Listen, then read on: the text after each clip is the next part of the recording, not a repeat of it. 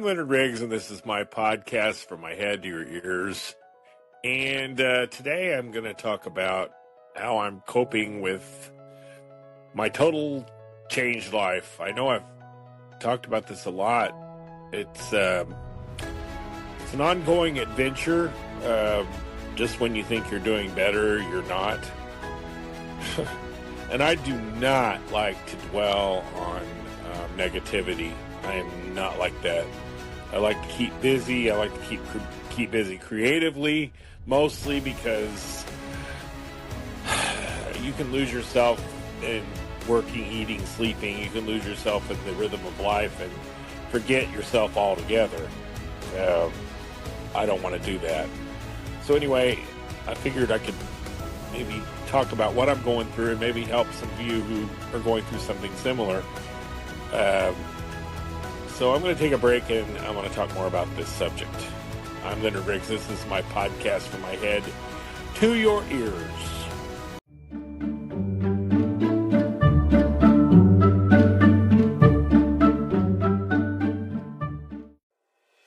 I'm Leonard Riggs, and this is my podcast from my head to your ears. I'm sitting here on a Friday night on my couch with my cats all gathered around me, and it's really cold outside. It's January, of course, and we've had a bout of cold and snowy weather in the last few weeks, and it didn't snow this weekend, thank God, but it has been bitterly cold outside, and it kind of leaves me kind of I don't know.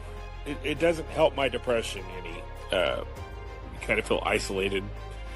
And, of course, I worked all week.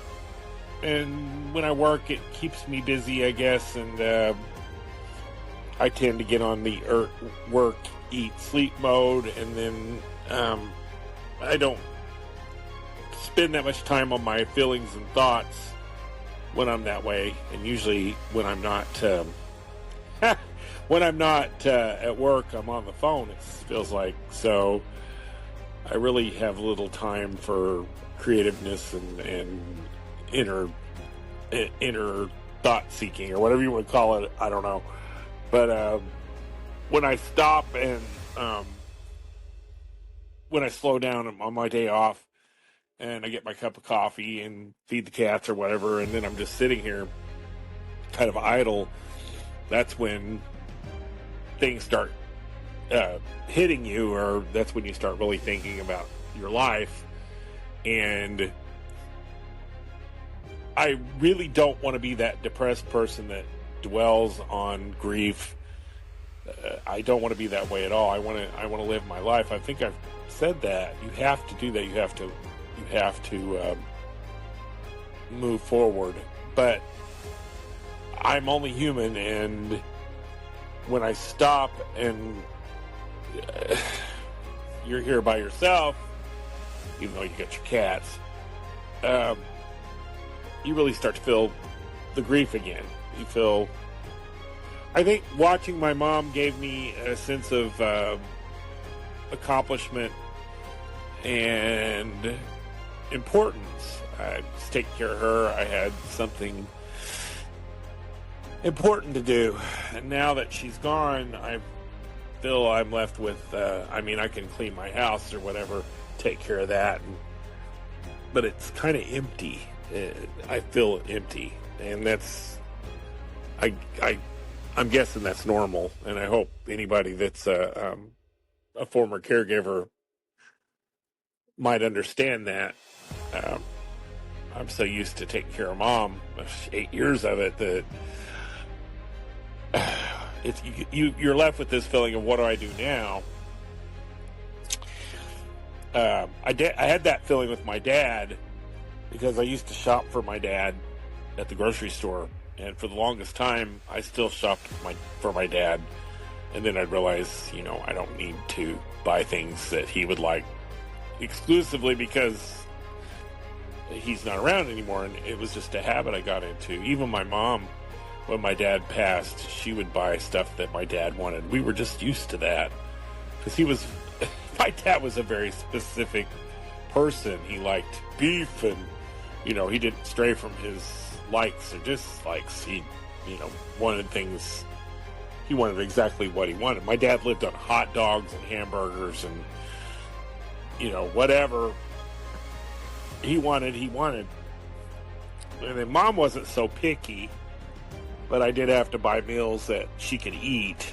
And at first, she could eat pretty much what I ate. And then later on, I had to get meals that were soft, like mashed potatoes and things she could chew, because I ended up having to leave her dentures out because she kept losing them. So, anyway, and I put on a ton of weight while I was watching her. I mean, the worst that I've ever been, the heaviest I've ever been. And I can't seem to shake that because I cannot get myself to a place where I'm totally self-focusing. I still feel like I'm medicating in a way, not drinking or whatever, but I feel like I'm doing things to feel better, like I eat favorite foods or whatever. I did do well at first with my diet. I lost 45 pounds, but now I feel like I put it back on. I use food to fill a void, I guess. I don't know. But concentrating on yourself, totally being selfish, taking care of your health, worrying about your needs, it's all a learned experience. Again, I feel like I stopped caring about myself. I stopped caring about the way I looked, how much I weighed. I don't have. I'm just existing, if that makes any sense. So yeah, it's a process, and I am aware. I am very self-aware. I'm aware that I'm like this, and I have friends that try to help me.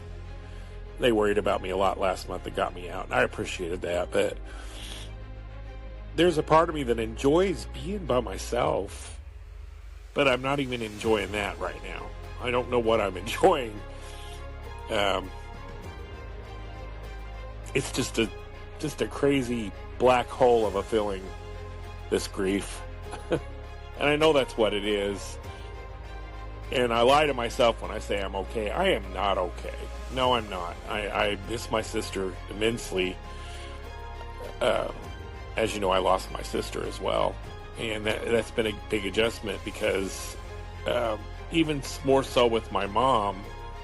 With my mom, I do have a sense of accomplishment, and I do feel that she is in a better place. With my sister, I just feel like sometimes I want to talk to her, or I put something up that she would comment on, and I know she would have, and she's just not there. She's in my heart, I know that, and she is also in heaven, but I miss her so bad. And this double-edged mom, sister, and then still there's grief left over from Dad and my older sister, Connie. I find myself, and I talk to my sister, Kim, a lot, and we both really wish we could get our old lives back. We don't feel like it just doesn't seem possible that our loved ones aren't with us anymore. But it feels like an exclusive club that you belong into when you start losing your loved ones. I'll never know what it's like to lose a child. The closest I can come to would be losing a pet, and I certainly don't want to do that right now. I don't think I can take any more grief, and I love my pets immensely. I wouldn't have pets for the longest time because the last real pet I had was that's my cat scratching itself on top of my kerosene heater. I don't know if you can hear that. It sounds like... Anyway. Sunny, stop. Okay, thank you. I really do need a private place to podcast. I have no place in this house. Uh, but I could never imagine what it's like to lose a child. That's just not natural. And that has to be the worst sort of emptiness that I could even imagine. My cousin lost 2 of her sons to suicide, and I don't know how she even gets out of bed in the morning. She amazes me because she's still a very sweet and caring person, and that's something I don't ever want to lose, is my compassion for people. A lot of people get bitter when they lose their loved ones and just have no use for life anymore. I don't want to be like that. To me, the fact that I feel this way, like I said, I feel like I'm in an exclusive club of people that have lost people. And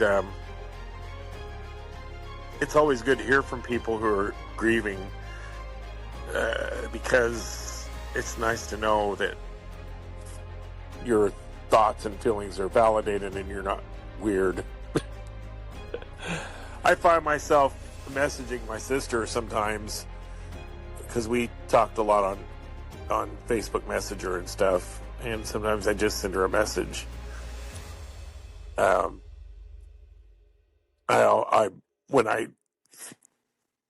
This makes me a little emotional, sorry. I ran into some good news last month, and I didn't have anybody to tell. I was here by myself, my cats, and of course I called my sisters, but I miss my mom immensely, and I miss talking to my mom, and I miss my dad's input in my life. I'm having some problems at home with my furnace and this and that. My dad was always good to fix stuff. I'm not. It was always good to have him around. I just miss that part of my life.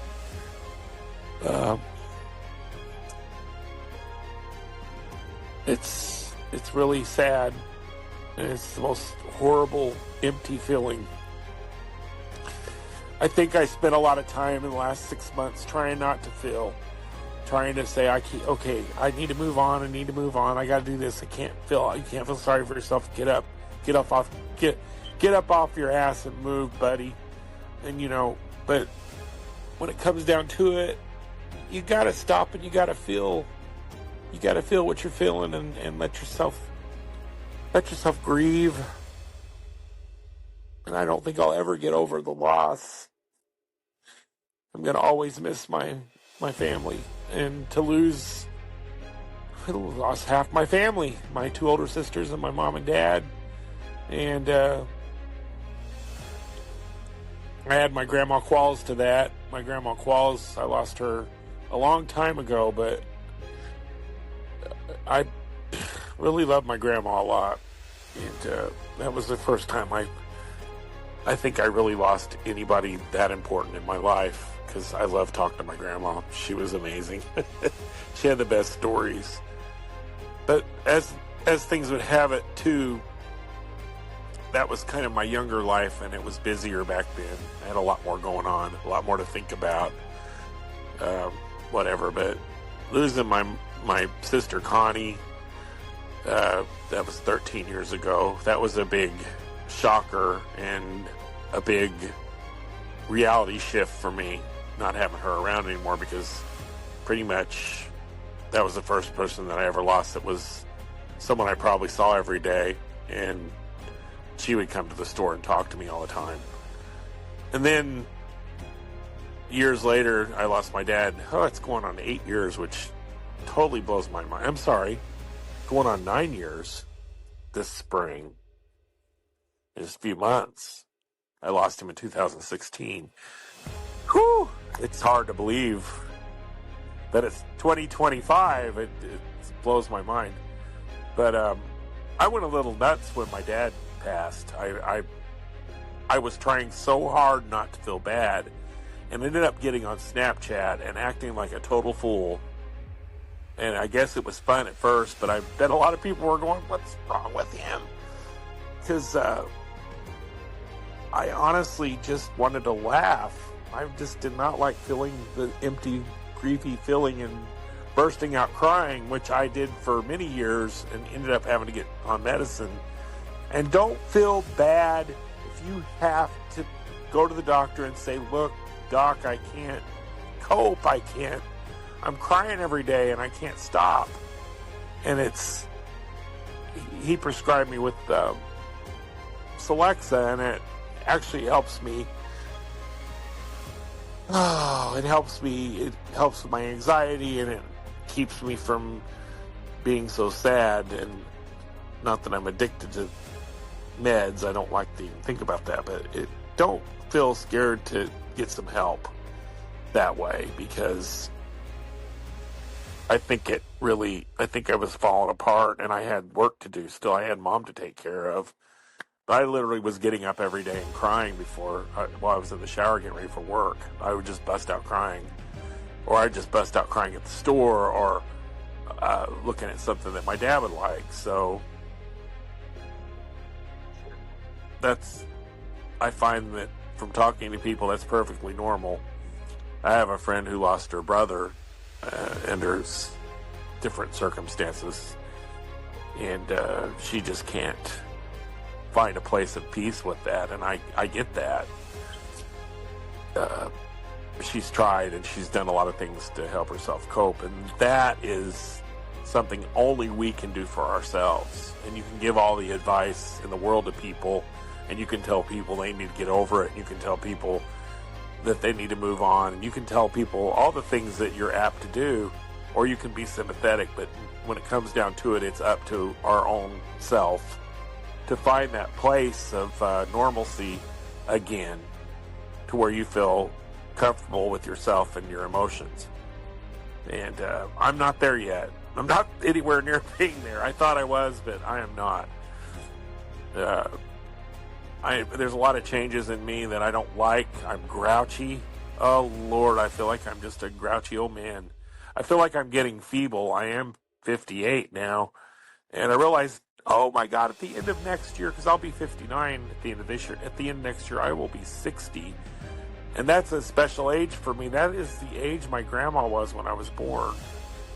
And I thought, oh my gosh. And I thought she was so old.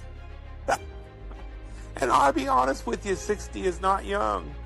I mean, unless you're 90, 60 is young, but 60 is not young in any way, shape, or form.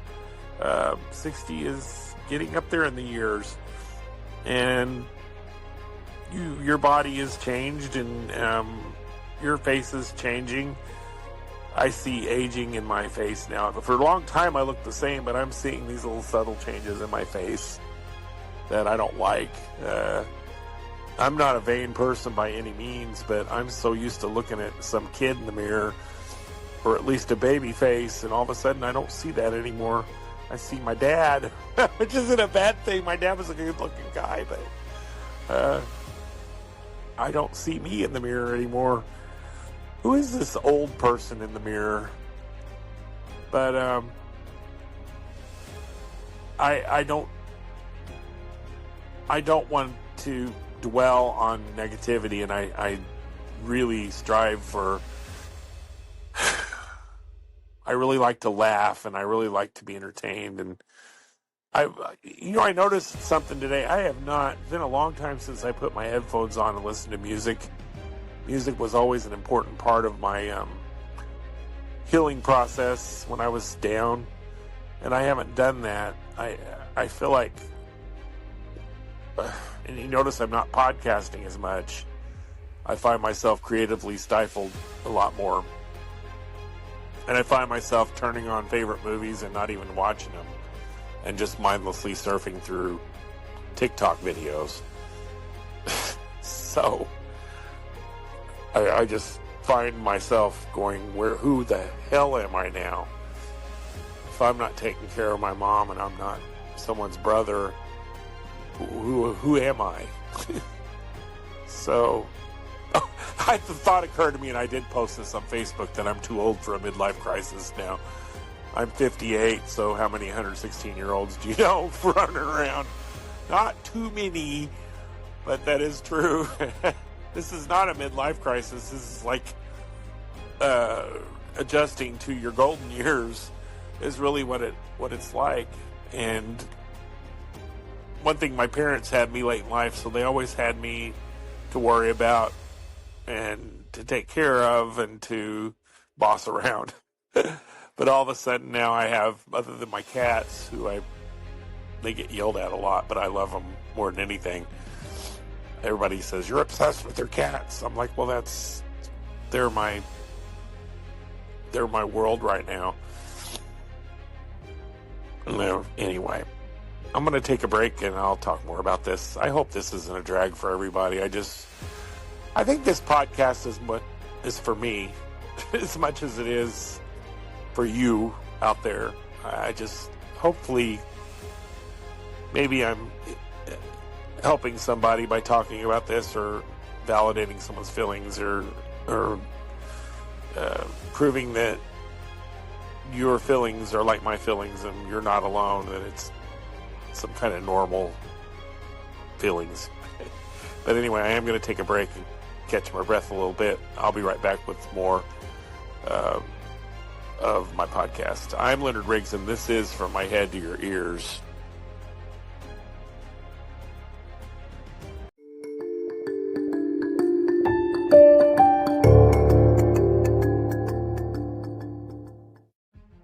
I'm Leonard Riggs, and this is my podcast, From My Head to Your Ears, and I'm talking about coping with grief and my new life.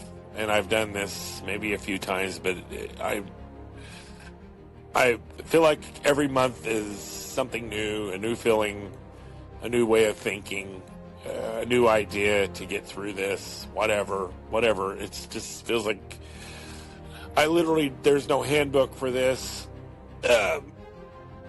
We do all go through grief, and we go through it in a similar way, but it's really different. It's like a thumbprint. It's really different for everybody. But we can all find common ground in that. There is no time limit. There is no set rules for dealing with grief. But I mean, there is a basic rule about living, period. Don't give up. Don't give in to bad feelings. Don't end your life because you're so lonesome. Don't, keep moving forward. And that's basically what I'm doing. And be connected with your feelings. I think I am. I realize sometimes I feel cold because I can clinically talk about things and not have any emotion sometimes. And then I certainly feel guilty. Like, I can talk about the day my mom died and just talk about it step by step and not have any feelings other than like I'm talking about a dream I had, or I don't know. And then there are other times when that thought of that day gets me sad.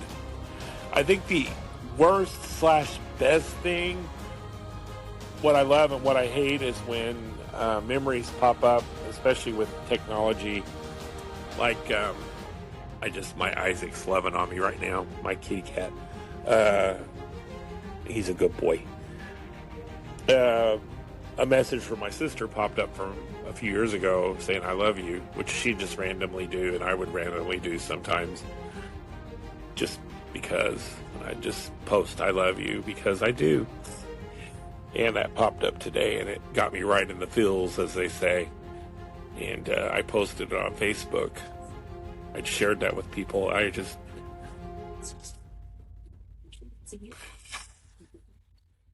really think, remember at the end of Ghost when Patrick Swayze's going to heaven and he says, you take all the love with you. I really think that's true. I don't think death, I would hope. I mean, I don't know. I guess that's one of the great mysteries, but I don't think in death you would forget your loved ones.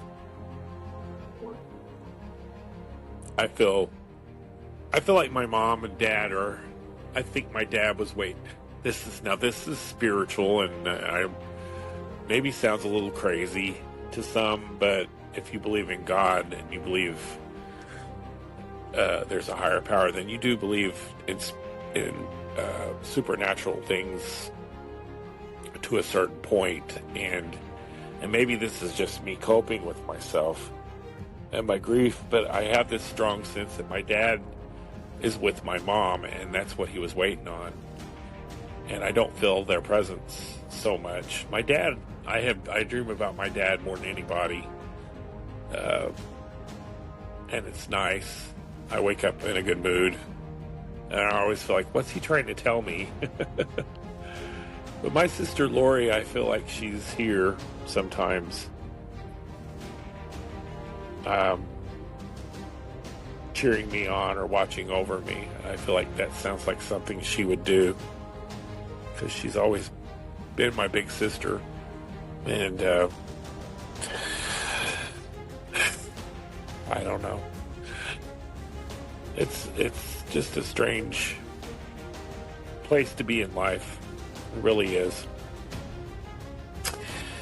I find myself surrounding myself with favorite things that, again, when that's kind of tinged with sadness, like I'll watch Star Trek and realize half my heroes are gone now. There's like 3 cast members left in the original Star Trek that are alive. Or when I listen to Olivia Newton-John, I realize she's passed on as well, and she still makes me feel good when I put her music on. I guess it's the familiarity of her. I mean, the fact that she was an old crush, but she was much more than that when she passed to me. She was amazing. The way she handled herself with dignity. It's much like my sister Lori did, caring about others while she was suffering immensely. My sister Loretta was the same way. Trust me. Lori was such a good person, and it's funny, I think, when you have a favorite star, that maybe part of what makes them favorite is the fact that they're familiar to you. And especially now, my sister physically didn't look like Olivia Newton-John, but she sure had a similar soul to Olivia Newton-John. Very caring and warm and bright. And when I was describing my sister at her celebration of life, I said you knew when she was in a room. She brightened a room. Her spirit just filled the room, and all eyes were on her. And my sister had a very generous laugh, which I like to think I do too. We had a very similar laugh. I don't feel like I lighten the room up, though. I think I drag the room down a lot. I feel like sometimes I'm Eeyore from Winnie the Pooh, just or Debbie Downer. How are you, Leonard? Oh, I'm okay, but half my family died, and feline AIDS is the #1 killer of cats. Wah, wah, wah, wah. That's Leonard. My sister Lori was not like that at all. My sister Lori was like, yeah, well, they told me my cancer went to my brain. But, it's like, what? Now, hold on a minute. With me, like, I'm the opposite. Oh, cancer's in my brain. Wah, wah, wah, wah. I swear every time I talk, I hear that music. Wah, wah, wah, wah.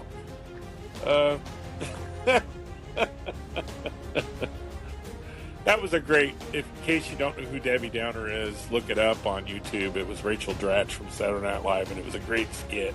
A lot of times they would all start losing it during the skit because it was so funny. But we all know someone like Debbie Downer. And if you're friends of mine, I'm Debbie Downer.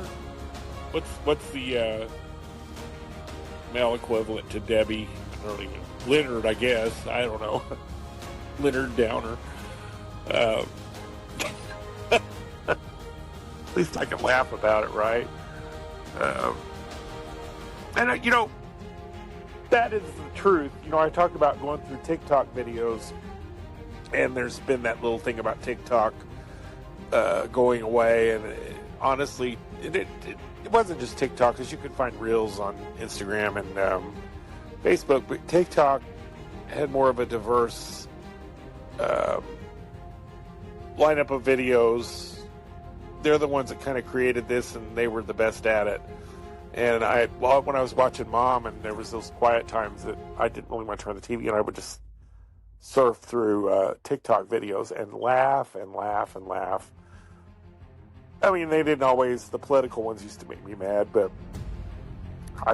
I find it fun to watch people falling down. I love news bloopers. That's my favorite. I once told, I used to correspond with a few WPSD TV anchors, and Jim Hackler was one.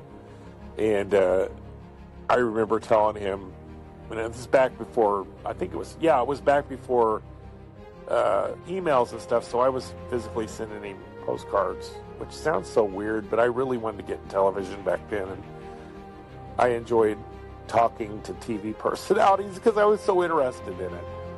So I know Jim Hackler thought I was some kind of weirdo. That's okay. To this day, he's probably scared of me. But I remember saying I enjoy watching news anchors mess up, and I didn't think how that sounded, and I probably insulted him. So if Jim Hackler, if you're listening out there, I'm not a weirdo. Well, I am, but not in a scary kind of way. I meant that because you guys are so perfect, and to see them goof up, it makes you feel a little better about yourself.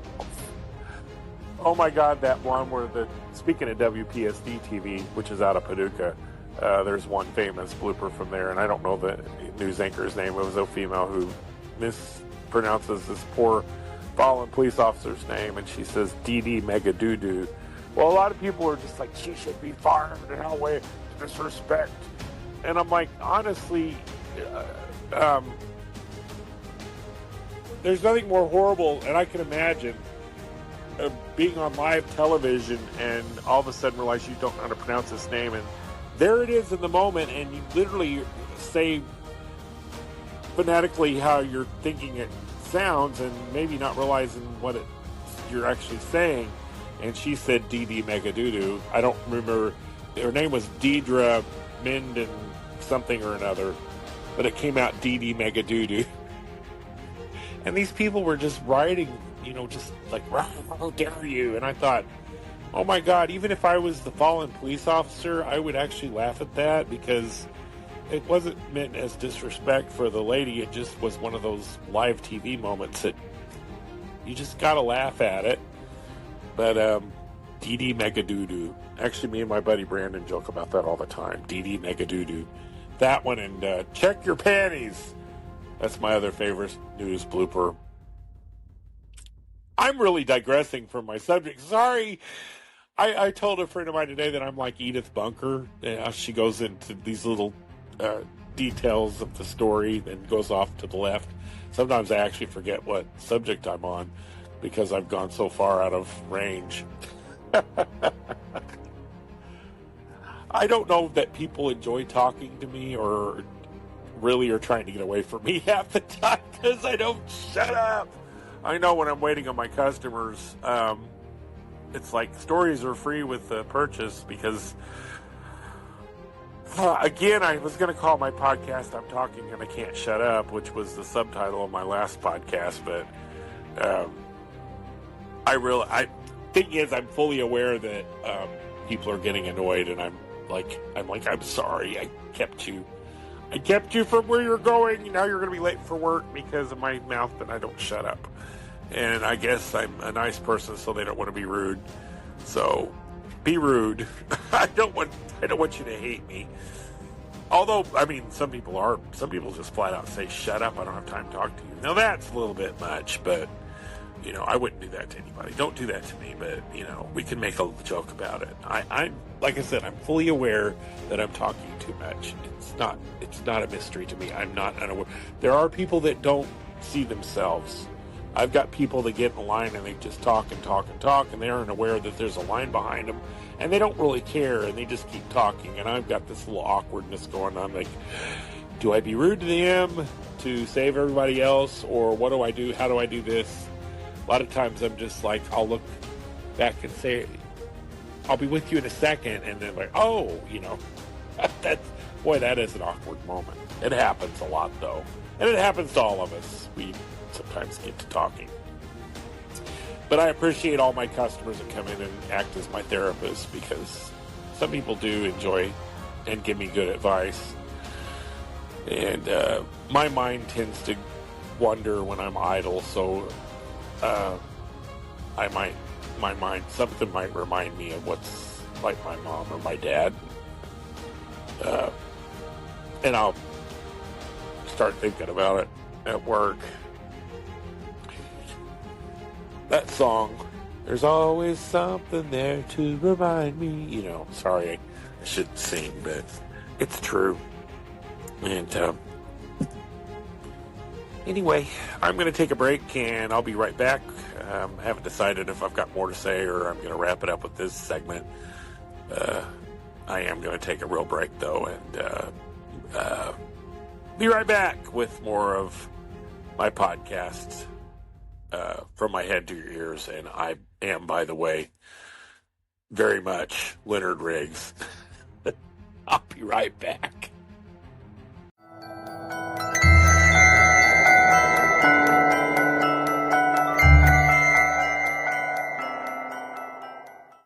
I'm Leonard Riggs, and this is my podcast from my head to your ears, and I think I'm going to wrap it up with this segment, actually. It is a Friday night. It is 8:12 p.m. and I have to go back to work tomorrow. I've had 2 days off, and my cats are either sleeping or running around getting into mischief, and it's a normal evening in my life, but I just finally felt I had something to say. I've been very much up in my feelings, and I think being kind of cooped up in the house is a good deal of that. Winter months, to me, the winter months make you feel isolated a little bit. Being cold is very isolating, and I don't like the extremes of the summer or the winter. I don't like the high temperatures. I don't like the extremely low temperatures. I find the high temperatures very oppressive. It just makes me grouchy, but low temperatures are oppressive as well in a different way. They just they both make my bones hurt. I don't like that feeling at all. But when I'm sitting here basically just trying to keep warm or whatever, and I start thinking about things deeply, which is, I am my own worst enemy. I think I've said that before. And basically, I don't like to feel bad. So I figured I would just do this podcast and let some of this out of my head and into your ears. Which is, pretty much the name of the podcast. I hope that I've helped somebody out here with what I'm saying. I hope maybe some of this rang true to you. I hope those of you that don't get it, that haven't been through grief, and you're just going, man, I don't want to be him. I hate to tell you this, you're going to go through it in your life. We can't, any of us, escape grief and losing someone we love, whether it be your mom, your dad, your whatever, your brother, sister, or even your animal, your favorite pet. Grief is just a part of life, and that's something we can all share in, and it's the worst, absolute worst. So I hope I helped somebody with what I said. I hope some of what I said rang true with you as well. And I love this forum to where I can share things. It makes me feel better. It makes me feel less alone in this world. I'm one of those people that can feel totally alone in a room full of people. And that's true. I'm not even going to explain that, but I can't. There's times when I'm just so wrapped up in myself that I just don't click with anything. But thank you for listening to my podcast. I love doing this podcast. I feel like I've got a new audience now that I'm on YouTube. Oddly enough, I've got more hits on YouTube than I did on my Spotify side of, or my whatever, wherever you listen to me. I had more hits on YouTube than anywhere else, and that's great. And I think it's great that you can find me on any podcast form, whatever you use. Usually, if you just look up From My Head to Your Ears or Leonard Riggs, you can find me. So, if you're listening, obviously, you found me. And like I said, feel free to leave a comment. I think on Spotify you can. I love hearing input. Be nice, though. I have very thin skin, and I get my feelings hurt easily. You can also, boss me around and tell me what I should do on my podcast, but quite frankly, when it comes down to it, it's my podcast, and I'll talk about what I want to. I've enjoyed the podcasts I've done with other people, Mike and Craig. That was a blast. I mean, it was nice to have someone to bounce off of and have something else to talk about except myself. So yeah, that was a lot of fun. I plan to do that more in the future. Right now I'm transitioning, trying to figure out how to deal with this. Riverside FM is where I record my podcast, and then I have another app where I edit it. I'd like to find a place where I can do all of it all at once. And I do enjoy Riverside FM's quality. And then this other app, the sound quality when you record on that app is terrible, but I can edit these on that. Anyway, it's complicated. I really would like to have a place to podcast. Maybe I can find myself a little corner of this house when I get it organized to podcast privately without the input of my kitty cats. So, whoops. Oh, Bubby. I don't know if you can hear that background noise, but Bubby's tearing up a box. So, Sonny, I call him Bubby. Anyway, I am Leonard Riggs. This has been my podcast, From My Head to Your Ears. Thank you for listening. Love all of you. Love to hear back from you. And I'll be back soon with another podcast. Until then, enjoy this one, please. Oh, also, I have, before I go, you can look me up on Facebook and Instagram. I think I have, I think that's the only two places I have a special page for this podcast. Yeah, I don't really update the Instagram one as much as I do the Facebook one.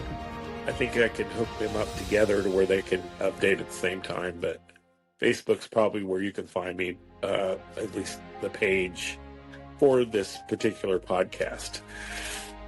So, having said that, I am going to let you go, as my sister says, and you have a great January. I probably will podcast before the end of January. Well, maybe not. What is this, January 23rd, 24th? Well, you might not hear from me till February, so I don't know. I do what I want. I'm going to shut up now. I keep saying I'm going to go, and I don't. That's just typical me. I'm Leonard Riggs, and this is my podcast, From My Head to Your Ears. Thank you for listening.